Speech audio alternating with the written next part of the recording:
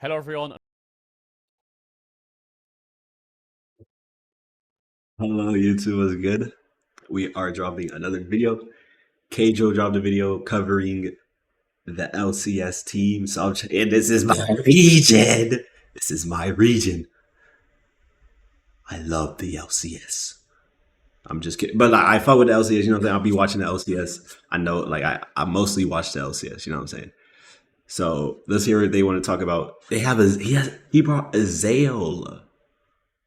He brought Azael to to this video. That's crazy. That's pretty cool. Because Azael, I think Azael is pretty, like the way he be saying his shit, he's pretty good, bro. He be Hello talking everyone pretty and well. welcome to another episode of the Major Region Rundown. Today we're going to be going through the LCS with special guest Let's get into Azael. it. These videos just serve as information pieces to break down what's happened throughout the year for all these LCS teams, going over their strengths, We their hear this weaknesses, before. We heard and this what their story before. really is, Yup, and what you can yup. expect for them coming into Worlds 2024. Yes, sir. World's 24, Major Region Rundown. Let's get it. Starting with the LCS Summer Champions in the first seed, we have Ooh. FlyQuest. In the First top lane, we seed. have Whip, It's crazy. They are first seed, but Inspired in the jungle. how did TL lose? Yo, actually, if this is our region's so cooked. Our region is so cooked. Our region is so cooked. After 4 long years, FlyQuest is finally back. I can't even hate on G2. Bro, EU actually has to carry this. I mean, FlyQuest should be able to hopefully do some work, but I don't have any. I still think TL should be more solid. Let's hear what they say, bro. Coming into 2024, picking up Whippo and Inspired, who had both been inactive during. I have no idea, bro. Getting Busio from 100 Thieves, promoting Masu from their academy, and bringing in veteran Jensen. The team finished in second in the LCS Spring Split and qualified to MSI 2024, where a disappointing result against PSG led to them not even making it to the main event. Damn. Going into summer, the team looked again to promote from within and replaced Jensen with Quad, a Korean import you might have seen play years ago on DRX under the name Solka. Fun fact, he retired and became a streamer, and after a year decided to come back to competition. This replacement has worked out tremendously well for FlyQuest. The addition of Quad has been a huge upgrade for the team.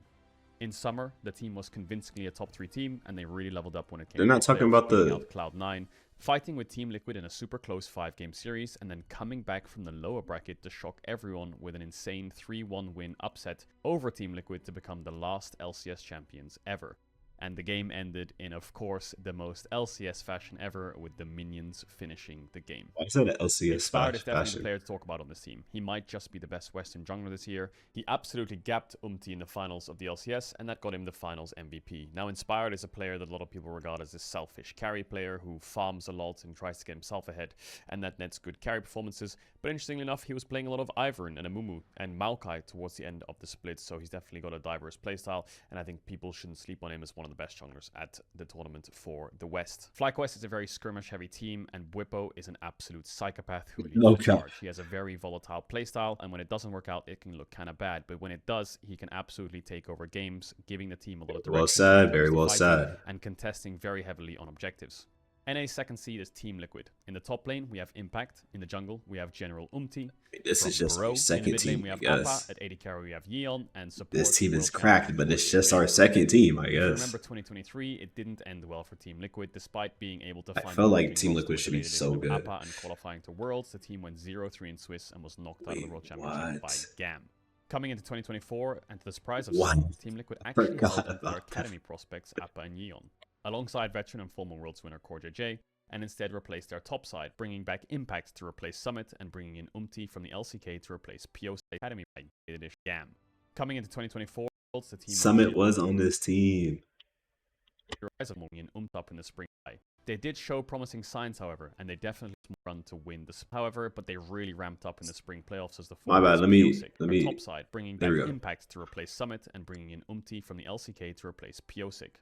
The year didn't start that well, however, but they really ramped up in the spring playoffs as the 4th seed. They did a full lower bracket run to win the split and qualified to MSI.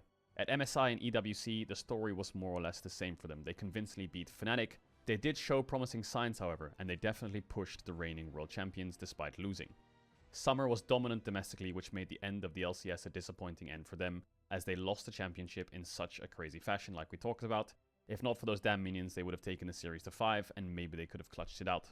Overall, they have looked like one of the strongest Western teams throughout all of summer, and Yeon and Appa have really developed into quite a team and are I thought it was Yon, but Yeon and Yap.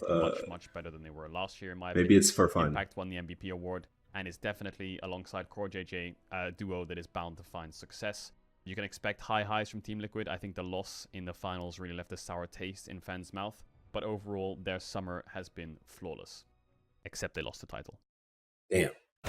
Could be a historic moment.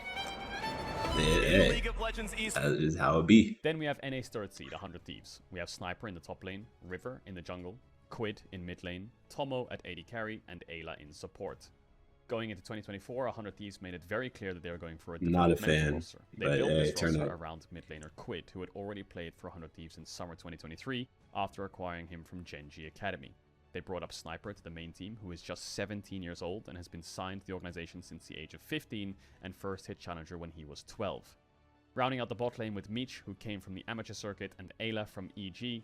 To hold it all together, they brought in River, formerly of Golden Guardians, who is the only really experienced player on this roster. During summer, though, 100 Thieves replaced Meech, who was benched so he could prioritize his mental health, and they brought in Tomo, who played for Dignitas last And then spring. Meech is just going to This was a change retire that or actually some started shit. to turn Like, what? things around for the team. Even then, nobody really expected this roster to be here at Worlds. They caused one of the biggest upsets in NA history by beating C9 to qualify for the World Holy. Championship. The Black a team Royalty that was ended so up good. showcasing a lot of problems despite star-studded roster names. The player to look out for on this roster is definitely Quid. I'm a huge fan of Quid. He's so talented. He was the Spring LCS MVP and is an absolutely solid mid laner. He just got to Europe recently to prepare for Worlds, went on an absolute tear in solo queue with a 44-game win streak, and is definitely, for me, the star of this roster. The team is extremely young, sporadic, and energetic, but they are also likely the weakest team out of all the major regions. Nobody expected them to be here in the first place, so expectations are pretty low, but they're a fun team to watch with great energy. I've invited LCS caster Azael to give his thoughts on the LCS heading into Worlds 2024. I am so excited for LCS at Worlds this year. We have so many promising young players that are actually attending for LCS, and it's maybe the best crop of young North American talent that we have ever sent to the tournament. When you look at guys like Sniper, APA, Yon, Masu, Busio, and more, I am really excited to see the future for the LCS. 100 Thieves, I think, come in as big underdogs. 4 to 5 of their players have never even been to Worlds, with River being the only one to play there before when he was in the PCS. Sniper is a 17-year-old top laner. This is one of the youngest guys we've ever sent to Worlds from the LCS, and he had the most solo kills in the league in spring. He's a really fun personality. Definitely watch for his pop-ups on the player cams when he's having a good game. The big stars of the team, though, are Quid and River. These guys really excel in the early game, skirmish-heavy style. Quid is a melee champion specialist. He's also great on things like Ahri, and when he was paired up with River's Vi, his Jarvan, some of these kind of aggressive champions, Viego even, that he played a lot in spring, it meant such good things for 100 Thieves. Quid was the MVP of the league in spring, and River won first team All-Pro. This guy is world-class, absolutely, as a jungler. I think the meta did hurt them during the summer split, Man, but speak, hey, with the nerfs to AD carries, I think we could see a shift back towards where they were really, really successful. Tomo subbed in for this team at a time where we weren't even sure if they were going to make playoffs. And then with his guidance, with his shot calling, that really was surprising to see from a young ADC. People don't usually bring that to the team in that role. That was just so free. Where 96% of fans voted that Cloud9 was going to win. Every single pro, coach, analyst, you name it, I talked to said there was no chance 100 Thieves would be able to take down Cloud9. They did it, and they are at Worlds. But they are very rough around the edges, and I'm not sure how far they'll be able to go at Worlds. Honestly, you know, when it goes down to a macro game, this team can definitely get outplayed on the map. And the lack of experience means that if things are going bad, they could go really bad. I think they should be expected to make out of play-ins, but I think anything after that would be a bonus. Team Liquid, they are a second seed, but I do. I would just want to say, with 100 Thieves, like, obviously, I'm not expecting them to win the Worlds or like do it even like really hella good, but this is definitely obviously like a very good learning experience for them. So in the future for 100 Thieves, like those players, they might come back to the LCS just shit on people. And ideally, I just want Sniper to be more consistent, and then maybe I guess Ayla need to learn a lot. Hopefully, I don't think Ayla's Fair that to say, good. they were by far the strongest team over the course of the entire year.